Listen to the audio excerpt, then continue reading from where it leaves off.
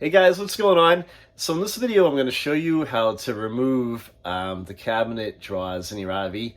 These are pretty popular style, and when you first open them up, if you need to get behind them, it can be a little confusing as to how to take them out.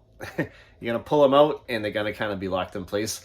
But they're actually, once you know how to do it, it's pretty easy to take them out, and I'll show you and describe to you what to do.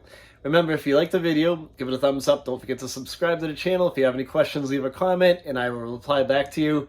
Let's get going on this. So when you pull the drawer out, you're going to expose on each side a little tab or a lever right here. So you have to push down on one side and up like that on the opposite side and kind of tug the drawer out. It'll come free, because if you don't, it'll get stopped just like this. So I'm going to demonstrate this for you. So I'm going to push down on this tab, and on the opposite side I'm going to lift up.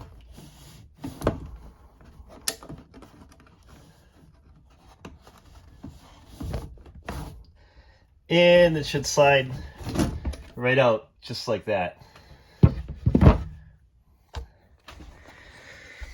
And then if you need to get back here, I'm actually going to seal up some holes to try to keep some critters out of here.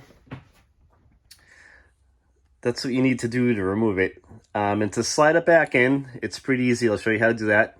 So to reattach the drawer, you're going to line up the rails on both sides